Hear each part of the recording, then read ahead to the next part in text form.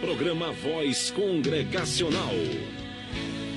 Começa agora o programa Voz Congregacional, uma produção da Terceira Igreja Evangélica Congregacional de João Pessoa, localizada no Conjunto Ernesto Geisel.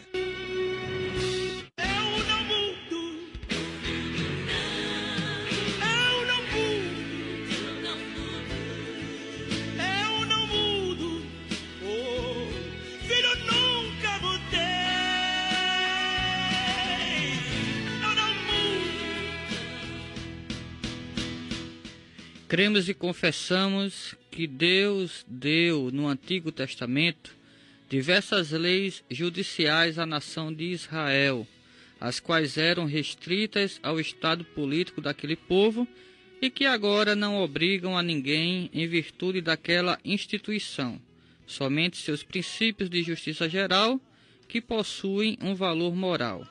A lei moral, resumida nos 10 mandamentos, e sintetizada por nosso Senhor Jesus Cristo em amar a Deus sobre todas as coisas e ao próximo como a si mesmo, obriga a todos a prestar-lhe obediência para sempre, tanto as pessoas justificadas e salvas, quanto as demais. Isso se dá não apenas em consideração ao seu conteúdo, mas também pelo respeito à autoridade de Deus, o Criador que a deu. Tampouco Cristo no Evangelho de modo algum desfaz essa obrigação, antes a confirma e fortalece. Esta é a declaração de fé da Aliança das Igrejas Evangélicas Congregacionais do Brasil. E este é o programa evangélico A Voz Congregacional em sua 29ª edição. Graças a Deus estamos de volta para levar até o seu coração a palavra do Senhor, a palavra de Deus, conforme está na Bíblia Sagrada, de forma simples, mas de forma pura. E nossa oração desde já é que o Espírito Santo esteja iluminando a sua mente, a sua alma, para compreender o que Deus diz em sua palavra. Você que está em casa, você que está na estrada, você que está no trabalho, seja ricamente abençoado pela transmissão da palavra de Deus, que será aqui feita através de estudos bíblicos, no quadro uma visão panorâmica dos livros da Bíblia, e também através das canções que serão aqui tocadas. Por isso queremos, desde já, convidar o nosso irmão diácono Nivaldo, representante aqui da Secretaria de Missões, para invocar a bênção do Senhor. Como sempre, vamos começar adorando aqui no estúdio da CPAD-FM 96.1. Já se encontram presentes todos os realizadores desse programa, o pastor Eudes Lopes Cavalcante, que é o coordenador geral dessa programação. Este que vos falo que é o pastor Samuel Santos, não confundir com o pastor Samuel Deveras, lá de Campina Grande, viu? Que é bem mais veterano. Esse aqui é o Samuel Santos, é da família dos Ferreira, como sempre, com muito brilhantismo na sonoplastia. Que Deus abençoe a todos os ouvintes da CPD-FM 96.1. Você aqui de João Pessoa, você de outro cidade ou até estado, Seja bem-vindo. Até aproximadamente 13 horas estaremos aqui para levar o melhor de Deus para a sua vida. Vamos começar adorando como sempre. Diácono Nivaldo, boa tarde, a paz do Senhor. Vamos invocar o Senhor. A Deus. Boa tarde, pastor Samuel.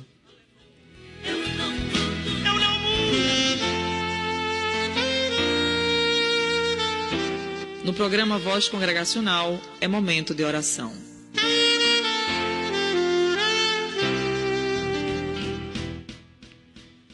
Pai Celestial, entendemos que a oração é o momento mais importante, por que não dizer o sustentar da tua igreja aqui na terra. E nesta hora te pedimos, Senhor, a tua proteção, que tu venha iluminar através da tua palavra, que logo mais será explanada através desta emissora, que os corações dos teus filhos possam estar prontos para receber a tua palavra e sair mais uma vez nesta tarde alimentados.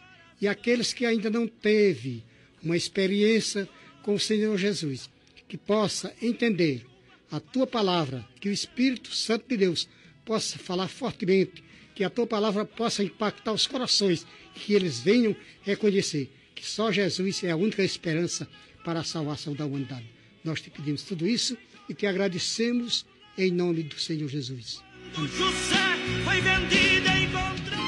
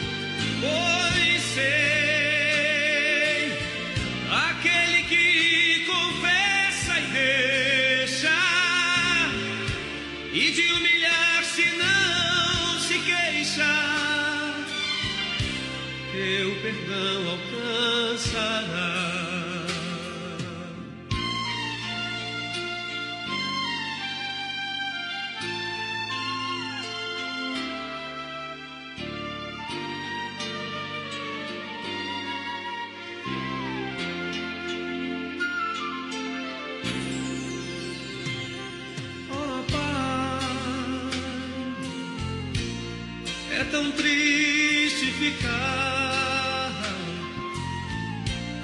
tão distante assim, sem te sentir em mim. Mas eu sei que o teu Espírito Santo contempla agora o meu pranto, pois conhece o meu coração.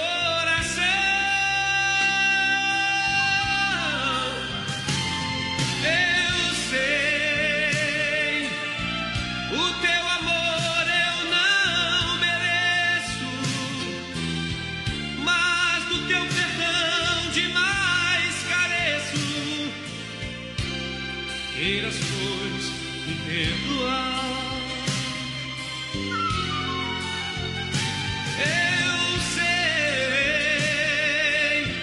o teu amor eu não mereço, mas do teu perdão demais careço. Queiras, pois, me perdoar.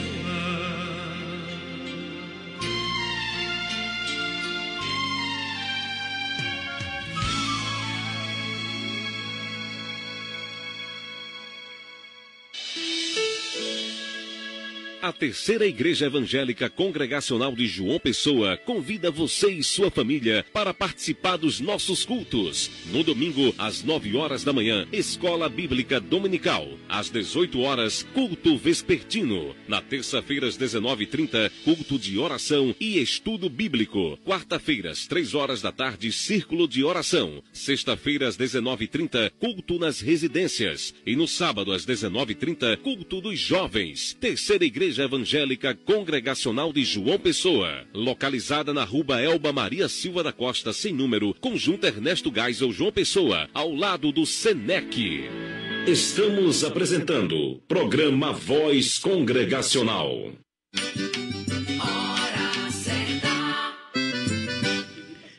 Na Grande João Pessoa são 12 horas e 9 minutos. Acabamos de ouvir na voz de Marco Aurélio a canção Perdão. E queremos dedicar, não é, a mesma a todos os nossos ouvintes de cadeira cativa, em especial a nossa irmã Miriam, lá no Geisel, né? E a todos os demais também que fazem parte da nossa igreja local. E também ao nosso irmão diácono Davi e sua esposa, irmã de Neuza, que sempre estão na escuta da nossa programação. Deus abençoe a todos. Lembrando ainda que hoje começa uma nova etapa do quadro Bíblia Pergunta, Você Responde. E já temos aqui a pergunta do mês. A pergunta é a seguinte, anote aí. Qual o nome do general sírio que foi curado de lepra ao mergulhar 7 vezes no Jordão durante o ministério do profeta Eliseu? Esta é fácil, né? Inclusive já demos estudo aqui falando sobre este episódio. Então, só repetindo aí, para daqui a pouco você participar, ligando aqui para o 3222-4700, tá bom? Qual o nome do general sírio que foi curado de lepra ao mergulhar 7 vezes no Jordão durante o ministério do profeta Eliseu? Daqui a pouquinho, após o quadro Uma Visão Panorâmica da Bíblia, que por falar nele, queremos aqui cumprimentar o pastor Eudes Lopes Cavalcante, com a paz do Senhor. Pastor, seja bem-vindo. O que é que iremos estudar hoje?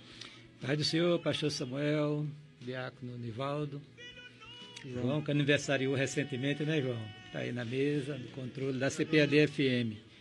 É uma alegria muito grande, pastor Samuel, estarmos aqui nesta tarde, na presença do Senhor, para compartilhar com os queridos um pouco mais das Sagradas Escrituras, né?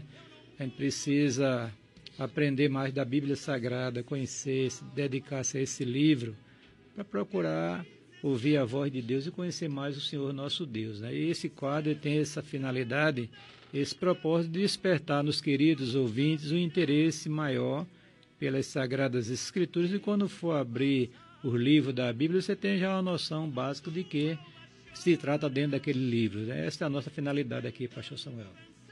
Amém. Então, hoje o livro é o livro do profeta Daniel, não é isso? É verdade. Hoje nós vamos compartilhar com os queridos ouvintes uma visão panorâmica do livro do profeta Daniel, que é o último livro profético chamado dos profetas maiores. Né? E também é o menor deles em termos de quantidade de capítulos e versículos. Né?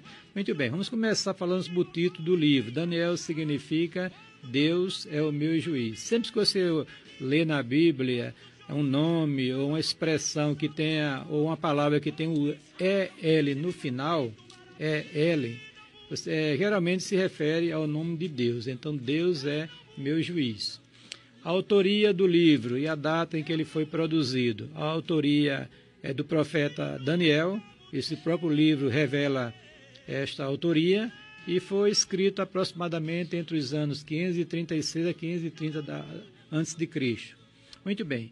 O tema do livro. O tema do livro é a soberania de Deus na história, ou sobre as nações do mundo, né? Qual o propósito, ou quais os propósitos que levaram Daniel a escrever este livro inspirado por Deus? Primeiro, dar ao povo de Deus a certeza de que o cativeiro babilônico não seria permanente. Isso é importante que os irmãos compreendam. Segundo, revelar ao povo de Deus a soberania divina sobre as nações e o triunfo final do reino de Deus na terra.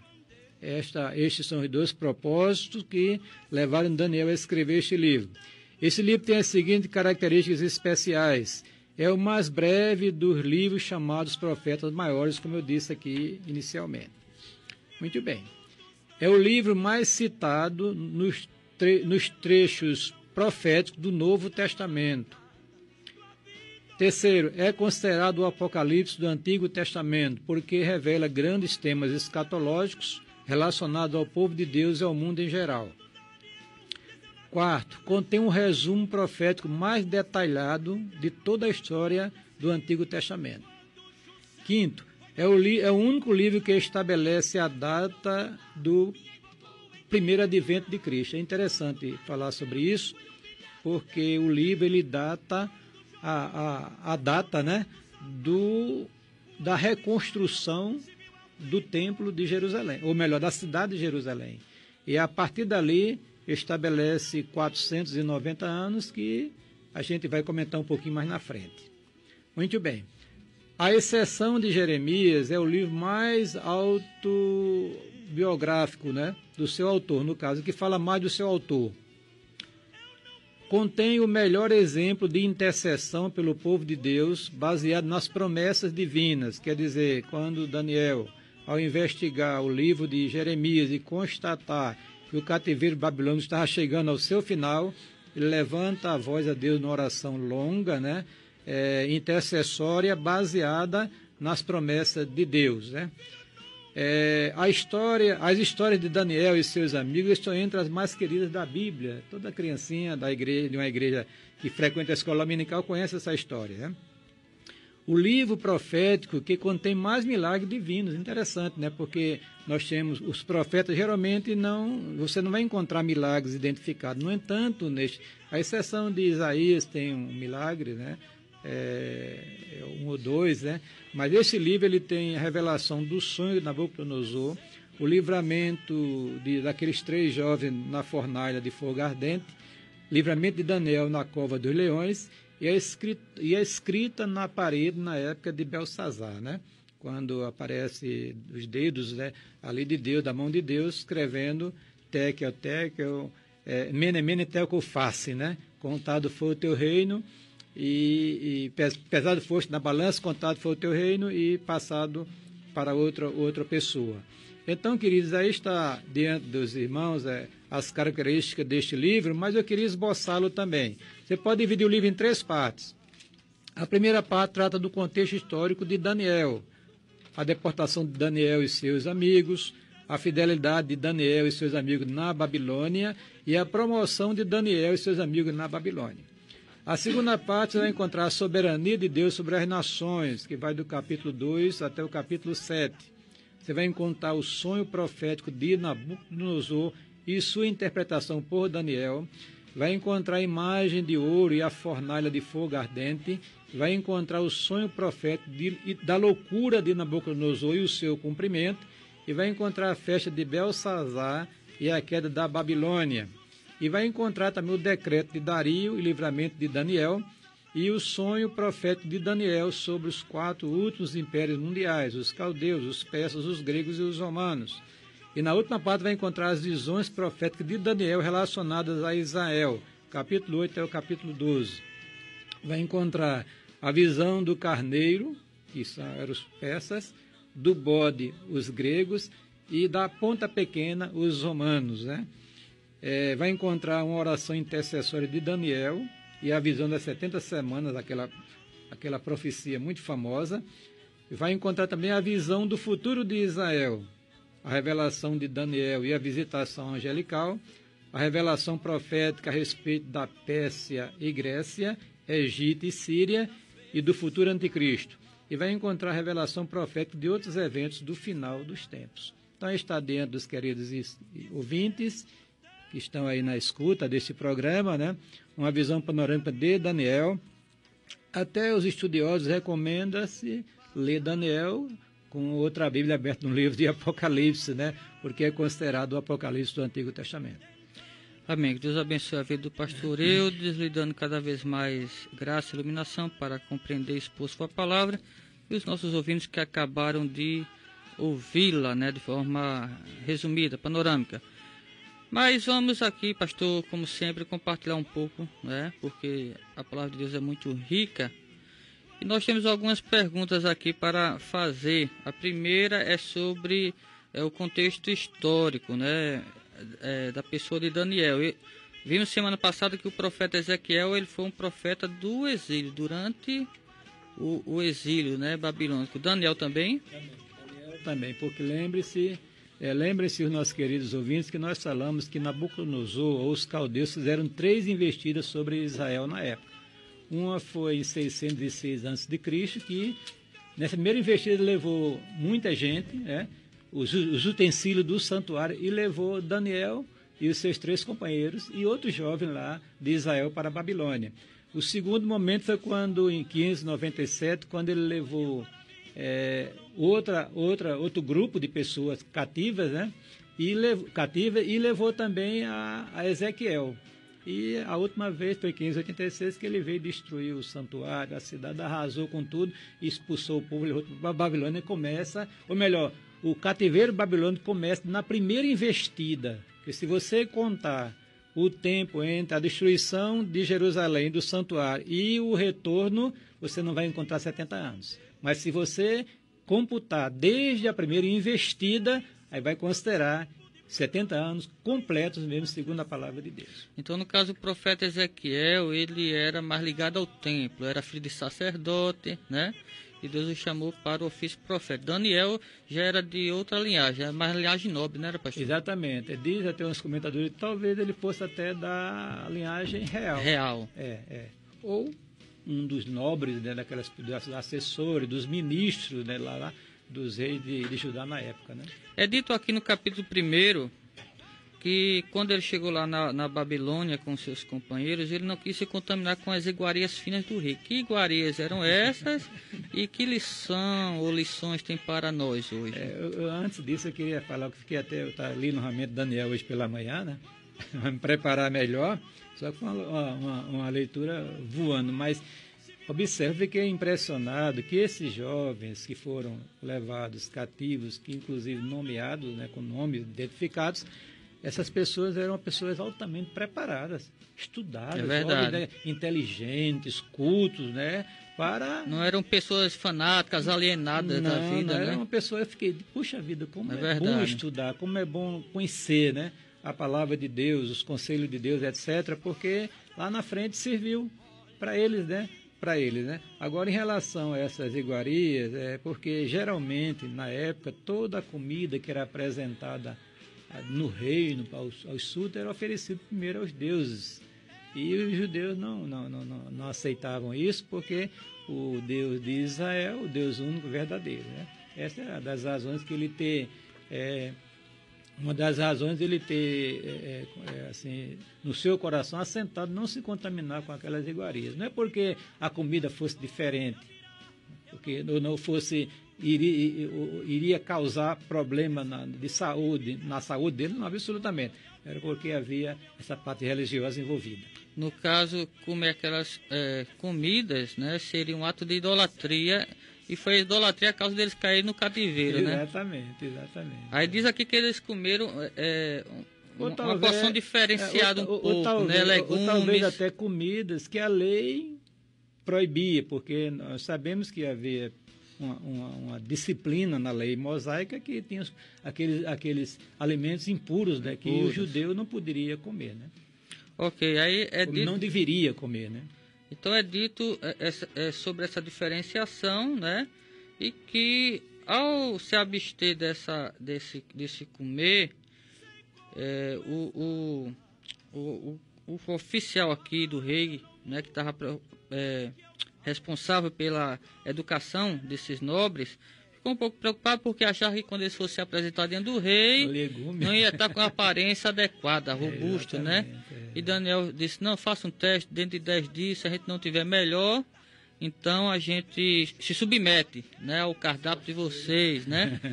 Mas aconteceu exatamente que quando chegou na hora de se apresentar ao rei, os servos de Deus, aqueles jovens servos de Deus, estavam melhores, né, do que os demais, os jovens pagãos lá, né? E o rei ficou encantado com eles, né? Todo mundo, né? E isso tem alguma lição para nós, pastor? Hoje em dia, para os jovens, principalmente, a questão de não se contaminar com um ambiente impuro, pagão. É verdade, porque a Bíblia diz que nós somos alcançados por Jesus Cristo, né? E fomos separados para sermos dele, né? Aí a marca do cristianismo é a marca da santidade. Então, o cristão, a pessoa que Deus faz opção por ele, porque não é ninguém que faz opção por Cristo, é o contrário. Quando a pessoa é escolhida e alcançada, a partir daí tem um relacionamento real com Deus e precisa viver uma vida de santidade, porque Deus é santo, é claro. Então, acho que poderia contextualizar a mensagem histórica, né, para essa finalidade que a igreja precisa se separar das coisas deste mundo. Principalmente os jovens, né, como Daniel e seus companheiros na universidade, em tantos outros ambientes tentadores, né, pastor? É verdade. É verdade. Se guardar das influências negativas, né? Aí vem agora a questão da vida devocional sadia. Como é que um jovem crente vai vencer, digamos, as tentações que o mundo oferece hoje, tão sofisticadas e tão bonitas, né? É verdade. É só a graça de Deus na vida, né? E tem muitos que pensam o seguinte, não só jovens, mas em geral, que se abster das coisas, vamos dizer, impuras, né? Para se dedicar a Deus, sei lá, uma perca de tempo, vai trazer prejuízo para a pessoa ao invés de lucro. Mas o texto aqui mostra que eles lucraram ao invés de ter prejuízo com isso, né? Tanto é que Daniel e seus companheiros ascenderam, né? Lá dentro do Império Babilônico, né? E a Bíblia diz que Deus deu sabedoria a ele, Deus deu graça abundante. E a Daniel deu um dom especial, que era interpretar os sonhos, né? É verdade. E por causa deste dom que Deus deu a Daniel e aos seus companheiros, eles tiveram a posição de destaque, né? Então, como isso falamos... não quer dizer também que o fato da pessoa, né, santificar a sua vida vai ser cabeça e não pé. Depende do propósito de Deus, né? Claro, Daniel estava lá com um propósito definido, Deus tinha né? um propósito na vida de Daniel ali. Amém. Mas fica aqui a lição para nós, né, pastor? Inclusive, com relação a esse dom que Daniel recebeu de interpretações, nós vemos que a partir do capítulo 12 ele já começa a atuar nesta área, né, de interpretação de sonhos, né? Sonhos, vamos dizer, proféticos.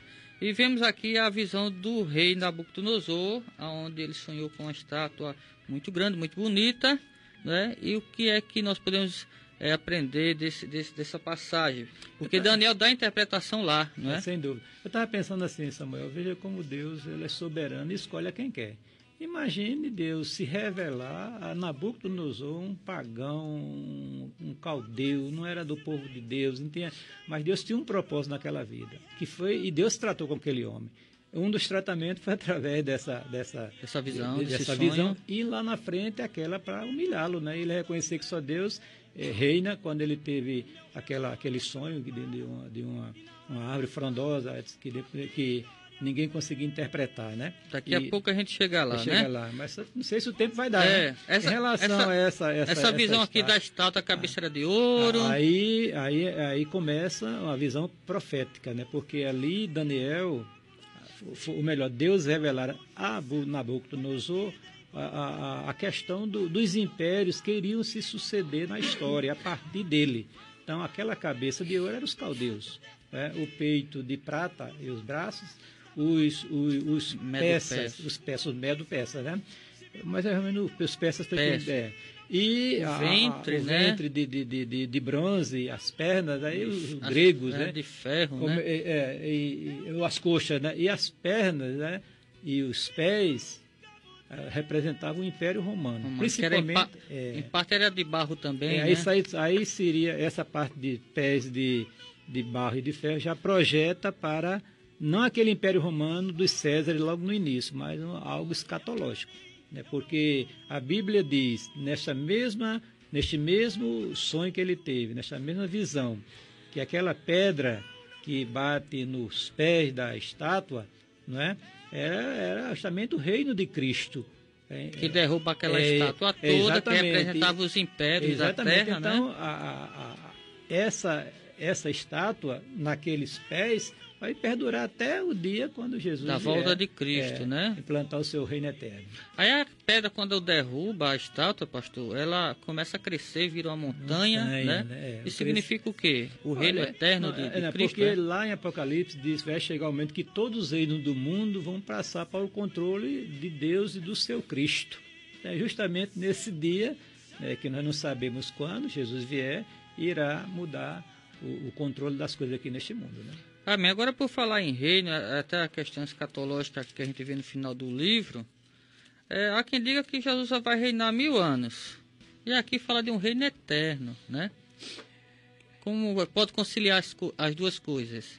Bom... São duas passagens apocalípticas, né? Veja bem, eu não queria entrar nessa questão aqui, né, na rádio, porque é um assunto complexo e demanda muito tempo. Eu queria me ater ao seguinte, que quando Jesus vier, voltar a segunda vez, aí a gente tem que ficar com a Bíblia, né?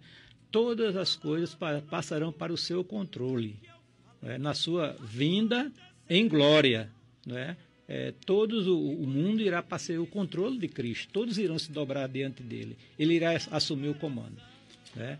Agora, se vamos ter um reino aqui com a expressão humana, física, o milênio literal, é uma questão. Ou se vamos ali começar já o julgamento final e o estado eterno, é outra questão que não é conveniente a gente trabalhar aqui, porque não é o momento e o tempo não dá, né? Ok, mas de qualquer forma esse reino é um reino que não vai ter fim. É verdade. Vai substituir todos os demais. Se esse já reino, aconteceram. né? Se esse reino simboliza os 1000 anos, mais o restante, também é tudo eterno, né? Já aconteceu os 4 primeiros reinos, né? O babilônico, o medo-persa, o grego e o romano, né? Só que a o questão romano ainda tem uns desdobramentos, né? Um grupo de teólogos acha que o Império Romano será ressuscitado, né? Numa forma de um conglomerado de reinos, 10 reinos, sob a orientação de um governo só. Aí seria do anticristo, que seria, digamos, um imperador romano, né, com essa conotação, né? Porque, na realidade, Roma hoje é inexpressivo o estado da Itália, né? É, mas a Comunidade Econômica Europeia, a União Europeia compõe-se de diversas nações e o poderio econômico é muito grande. Mas, de qualquer forma, o importante é saber que, do ponto de vista histórico, se cumpriu a profecia de Daniel. Quase o toda, sonho né? que Deus deu a Nabucodonosor, de que depois dele se levantaria mais 3 reinos mundiais, e tudo isso veio a surgir realmente, né? Os historiadores estão aí para comprovar. E agora o que resta, vamos dizer, é o estabelecimento, né, do reino eterno de Cristo e de Deus. Né, alguns comentaristas bíblicos, esses mais críticos, eles acham que o livro de Daniel foi escrito depois que isso aconteceu, tirando o poder da palavra profética, mas está errado.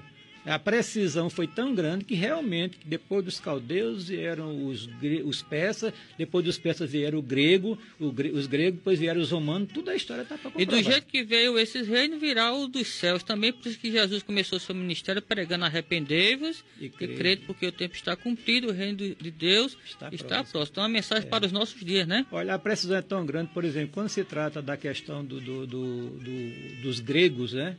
Fala sobre um bode que vem com velocidade e derruba o carneiro, né? Que tinha 2 pontas, que eram medos e persas. Então esse bode, né, o primeiro rei, representava quem? Alexandre Magno, que a história está dizendo, né? Alexandre morre, não deixa sucessor, o império grego foi entregue a 4 de seus generais. Aí o livro fala de 2 deles, Seleuco e Ptolomeu, que o livro fala de uma luta prolongada entre a Síria, que é o Seleuco, e o Egito, Ptolomeu, né? Essa luta tremenda num dos capítulos do livro de Daniel. Então é interessante vermos como a palavra de Deus ela é incrível e como ela se cumpre, né, pastor? A gente tem que levá-la a sério mesmo, né? Infelizmente não tem tempo de falar sobre as 70 semanas de Daniel, né? Que é uma palavra profética, né? Porque essas 70 semanas, só dar umas pinceladas, depois os queridos ouvintes podem procurar nos livros aí de escatologia, tem muitos livros bons que falam sobre isso, né? E é importante conhecer, né? Porque essa profecia das 70 semanas, pastor Samuel, ela mostra o programa profético de Deus a partir da ordem de recomeçar, da reconstrução da cidade de Jerusalém, né? A partir dali, aí fala 70 semanas. Então, segundo os comentaristas bíblicos, né, destas 70 semanas já se cumpriram 69. Pelo menos um grupo deles diz. Está pendente a 70ª semana de Daniel, última, né? Que eles dizem que é o período da grande tribulação após um arrebatamento secreto da igreja. Isso é uma linha de pensamento, e outros acham que essas 70 semanas já se cumpriram quando o santuário de Jerusalém foi destruído na época de Tito, no ano 70 da era cristã. Ok. Independente dos detalhes, né, pastor, é importante a gente ver que, como a palavra de Deus ela tem um cumprimento histórico, né? Aquilo Sem que dúvida, Deus diz realmente acontece. Por isso que a gente tem que levar a palavra de Deus com muita seriedade, né? Olha, Samuel... Como Daniel levou, né? Inclusive a gente vê aqui no capítulo 3 a questão da imagem que Nabucodonosor levantou para que fosse adorada, né? E como a palavra de Deus proibia a adoração a ídolos, a gente vê que os amigos de Daniel não se prostrou diante daquela imagem foram jogados na fornalha de fogo, né? E Deus deu ali um livramento milagroso a eles, mas porque eles levaram a palavra a sério. Tem muita gente que não leva a palavra de Deus a sério. E não quer ouvir, não. Olha, nós estamos vendo uma época muito difícil para a vida da igreja, porque as pessoas não querem dar ouvido à palavra de Deus, a revelação escrita. Se vende, abre mão. São guiados por sonhos, né? por visões. Né? Eu estava na minha pregação de domingo, falei sobre os 5 solas, né? E comecei com sola escritura, né? Uhum. Somente a escritura. Eu falei que ela, qualquer revelação, qualquer línguas estranhas, qualquer interpretação de línguas, qualquer sonho, visões, tudo tem que estar de acordo e submissa à santa palavra do Senhor revelada, porque o Espírito de Deus não vai levar alguém para profetizar algo que esteja contra a palavra de Deus.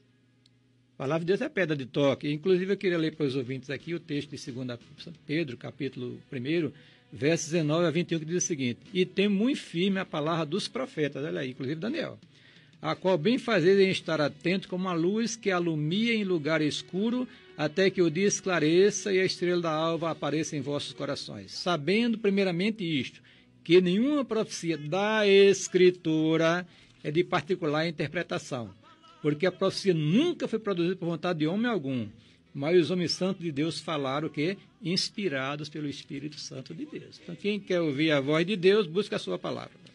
Amém. Por causa da palavra aqui, tanto os amigos de Daniel como o próprio Daniel foram penalizados, né? Daniel foi jogado na cova dos leões e os amigos na fornalha ardente de fogo. Mas Deus livrou todos eles, né, pastor? Quer dizer, quem obedece a palavra de Deus pode agora contar com a ajuda divina, né, sem dúvida. Agora tem que pensar o seguinte, né? Porque quando o episódio da fornalha, é preciso que... O que é que eles já disseram? Olha, Deus pode nos livrar. Mas se Ele não quiser, a gente não vai. É verdade. Quer dizer o seguinte... Estavam dispostos a pagar o preço. Então, né? Tem que observar o propósito de Deus. Então, Deus quis livrar, livrou. Se Deus não quisesse livrar... Eles preferiam morrer do que eles obedecer a Deus. A igreja, por exemplo, a igreja está sofrendo nesse mundo.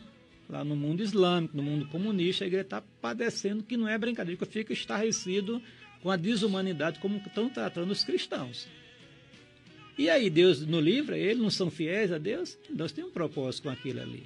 Né? Até para nós aqui no Brasil, que está uma folga muito grande, a igreja aqui está nadando, né, em dinheiro e nadando em liberdade, precisa olhar para lá e ver que a vocação do cristão é sofrer por causa do Evangelho. E eu não sei se nós estamos preparados para sofrer perseguição. Qualquer coisinha a gente reclama e não quer mais ir para a igreja, quer abandonar Cristo. Imagina se alguém for morrer, for fuzilado. Qualquer coisa quer processar o pastor porque pregou uma mensagem que ele não gostou. Uma graça. Agora, pastor, ainda com relação aqui a soberba do ser humano, com relação a não submeter a soberania de Deus. A gente vê o próprio Nabucodonosor, não é? Quando ele ouviu a interpretação do sonho de Daniel acerca dos reinos da terra, que ele era cabeça de ouro, ele ficou maravilhado com aquilo ali. Mas quando ele teve um outro sonho aqui, né, que disse que por causa do orgulho dele, que achava que ele tinha construído aquele reino por sua própria força e inteligência, aí veio uma outra interpretação que eu acho que ele não gostou muito não. Até que acabou depois reconhecendo que Deus é Deus mesmo e é digno de honra, glória e louvor, né? Porque se cumpriu também a profecia de Daniel de que aquele imperador, o Nabucodonosor, iria se unir aos animais, iria se tornar semelhante aos animais, pastor? Há um provérbio que diz assim: a soberba precede a loucura e a altivez de espírito a queda. Aquele homem era, apesar de já começar a acreditar em Deus a partir daquele episódio, né, da estátua de ouro, né, e também ou melhor, do sonho que ele tivera e depois aquele de ver ali o milagre de Deus na vida de Sadraque, Mesaque e Abednego, ele continuou soberbo no coração. Acontece muito servo de Deus, principalmente quando tem uma posição de destaque no reino de Deus, né? Aí Deus foi tratar com ele para ele que reconhecesse que só existe um soberano que é Deus. Ele começou a se gabar dos jardins suspensos da Babilônia, que era das 7 maravilhas do mundo antigo, né? Depois de um ano que ele ouviu a interpretação do sonho através de Daniel em relação àquela árvore frondosa, né? Um ano depois, que ele passou um ano para processar, para se humilhar, e o Daniel disse, olha, aconselho-te, olha, a desfazer os teus pecados, usando misericórdia, usando de caridade, né? Fazendo justiça, mas passou um ano e ele não viu, então veio a paulada, como se diz, e teve que comer capim com os animais para reconhecer que só o Altíssimo reina. Bendito seja o nome do Senhor. Se Deus promove alguém, né, que a glória seja atribuída a ele, né, e não à pessoa, né, pastor? Inclusive, o filho de Nabucodonosor, quando passou a reinar no lugar dele, caiu no mesmo erro. Pegou as coisas sagradas do templo, começou a profanar, né? A usar aqueles cálices de ouro lá para tomar cachaça com as prostitutas da época, aquelas concubinas lá, né, do palácio. E aí Deus deu a ele aquela visão de uma mão escrevendo na parede, dizendo que o reino dele tinha passado. Ele foi pesando a balança, achado de falta, e agora o reino passaria a outro, que no caso seria os Medos Persas, Dario e companhia. Interessante, né? É que Deus usa de misericórdia, né, com Nabucodonosor, mas o filho dele não teve misericórdia, não. Ele foi mais soberbo ainda, né? Não sei. Incrédulo. Que o que ele fez ali, Deus resolveu destruir a vida dele, né? E a Bíblia, na mesma noite, mais promíscuo, foi né? Belsazar morto, né? É verdade, morreu naquela mesma noite. Ouviu aquela palavra de Deus, foi de juízo. Porque as coisas sagradas, ninguém pode brincar com as coisas sagradas, né, pastor? Não, de Deus não. Eu dizia um colega meu, brincando, ele lá no trabalho, aí falando sobre o cara lá de cima, JC, eu digo, rapaz, eu brinco com tudo, mas não brinco com as coisas de Deus. É verdade. E tem muita Porque gente... você está correndo um grande risco de Deus não se agradar, ele punir, e acabou, você morre mesmo. E vai para o inferno. Então que Deus abençoe, né, a cada um dos ouvintes que ouvir aqui a exposição da palavra de Deus. Não, o tempo não nos permite ir além, né, mas acreditamos que o que foi dito aqui é o suficiente para a nossa edificação. Vamos ouvir mais um hino e daqui a pouco voltamos com o quadro B. Pergunta, você responde. É só glorificar.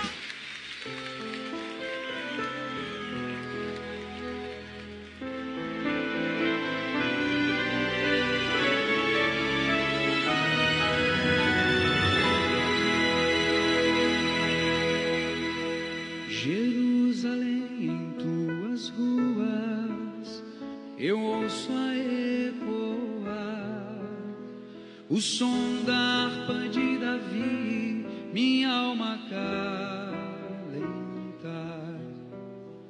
Por entre as tuas oliveiras o vento vem contar histórias da velha cidade que os muros vão guardar. Jerusalém, beleza e cor de Israel, tu és orgulho do teu Deus, Emanuel.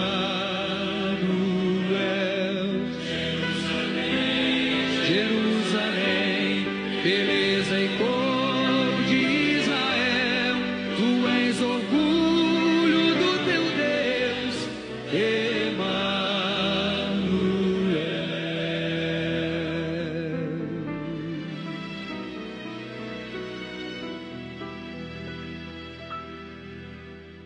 ainda ouço em tuas ruas o som da multidão de peregrinos e amantes em busca de oblação. No santo templo em tuas fontes se encontrava a paz. Jerusalém, quem te conhece não te esquece mais. Jerusalém, beleza e cor de Israel, tu és orgulho do teu Deus, Emanuel. Jerusalém, beleza e cor de Israel, tu és orgulho do teu Deus,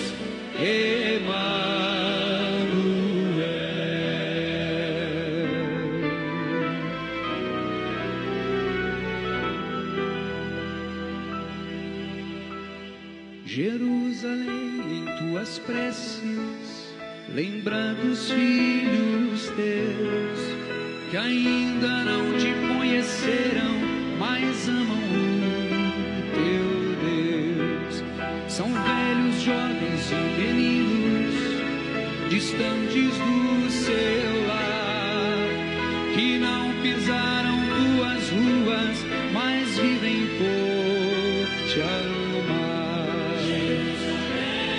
Jerusalém, beleza e cor de Israel, tu és orgulho do teu Deus, Emanuel. Jerusalém, beleza e cor de Israel, tu és orgulho do teu Deus, Emanuel.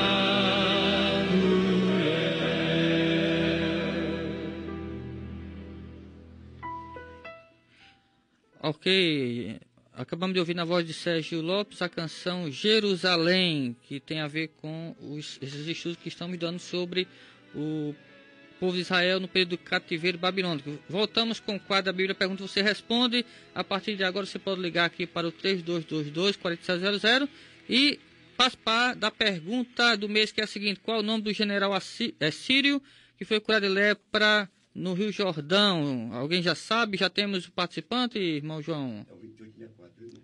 É o 2864 agora? O outro não está desativado, né? Então o telefone é o 3241-2864. Temos já algum ouvinte, irmão João? Ainda não. Enquanto isso, o diácono Nivaldo pode mandar um alô para os aniversariantes. Boa tarde, pastor Samuel, pastor Eudes, o irmão João aí no controle da mesa, e aos ouvintes, amigos e irmãos que estão na escuta do programa CPAD FM 96.1. Para os irmãos que estão aniversariando, antes eu quero deixar este versículo, que encontra-se no livro de Salmos 37 e o verso 29. Os justos herdarão a terra e nela habitarão para sempre. São os seguintes, os irmãos que estão aniversariando. Do dia 2 até o dia 7.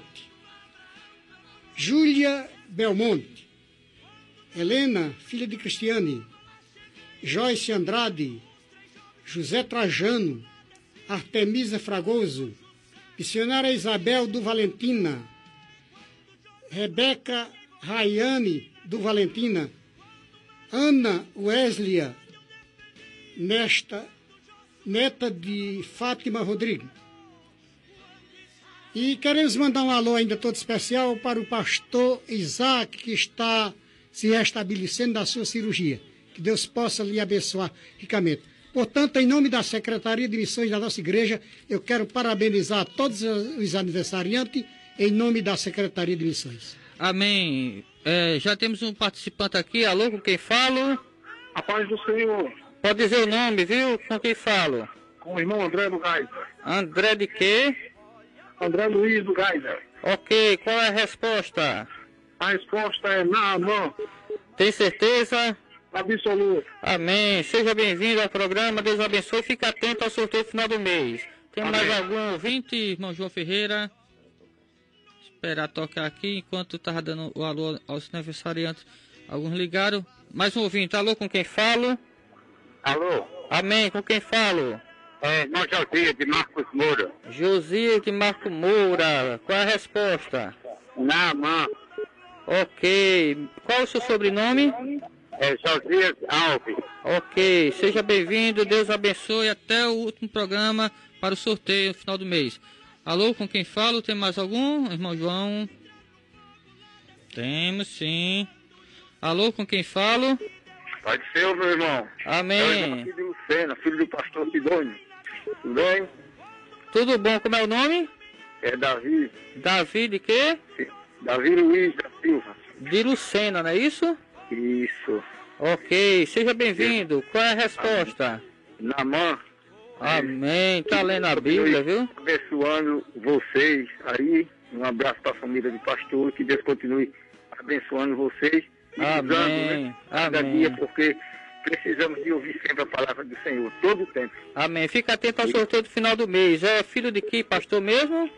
Pastor Sidônio, conhecido, Antônio Luiz da Silva. Ok. Da primeira igreja ali de Coisa de Arma. Ok, um abraço. Né? Deus abençoe. Último ouvinte da tarde, irmão João. Temos? Tem não? Alô? O último ouvinte, alô, com quem falo? É Salomão Monteiro, aqui do bairro do Cristo. Salomão Monteiro, é? É isso mesmo, irmão. Qual é a resposta, irmão? Na mão. Ok, seja bem. Dê um abraço em pastor Eudes aí, meu ex-professor. Tá bom, ele tá aqui ouvindo. Amém. Pastor, um grande abraço para o senhor, é um prazer lhe ouvir sempre, viu? Eu estou sempre recordando o seminário e aprendendo mais uma vez com o senhor. Amém, Salomão. Deus te abençoe, você, a sua família e seu ministério, querido. Um abraço, amém, pastor. Viu? Deus abençoe. Amém. Por hoje é só, né? Próximo sábado tem mais, se Deus assim nos permitir. Pastor Eudes, missão cumprida. Agora é só invocar a bênção de Deus, né? É verdade. Tem algum aviso final? Eu queria convidar os queridos ouvintes, né, para começamos hoje na nossa igreja o aniversário da nossa auxiliadora, né? Estará conosco lá a missionária Clarice Meirelles para anunciar a palavra do Senhor. Começaremos o trabalho às 19h30 e você é muito bem-vindo. Você que mora aí próximo do Geisel ou no próprio Geisel, faça-nos uma visita hoje à noite e ali estaremos glorificando o nome do Senhor. Deus abençoe e a todos. E amanhã a missionária Rebeca Cristina, né, pastor? E amanhã à noite a missionária Rebeca Cristina estará conosco também para dar continuidade à festividade do aniversário da nossa auxiliadora. Amém. Que Deus abençoe a todos. Vamos somente invocar a bênção de Deus e encerrar. Senhor nosso Deus, te agradecemos por mais esta oportunidade de levar a tua palavra através desta emissora. Abençoa a mesma, abençoa cada um de nós, continua nos usando como instrumento em tuas mãos para proclamar a tua palavra àqueles que estão com fome e sede de ti. Que o Senhor abençoe também a cada ouvinte que nos ouviu nesta tarde e nos leve em paz debaixo da tua santa proteção. É o que pedimos em nome de Jesus. Amém. Filho, nunca mudei. A Terceira Igreja Evangélica Congregacional de João Pessoa convida você e sua família para participar dos nossos cultos. No domingo, às 9h da manhã, Escola Bíblica Dominical. Às 18h, culto vespertino. Na terça-feira, às 19h30, culto de oração e estudo bíblico. Quarta-feiras, 3h da tarde, círculo de oração. Sexta-feira, às 19h30, culto nas residências. E no sábado, às 19h30, culto dos jovens. Terceira Igreja Evangélica Congregacional de João Pessoa, localizada na Rua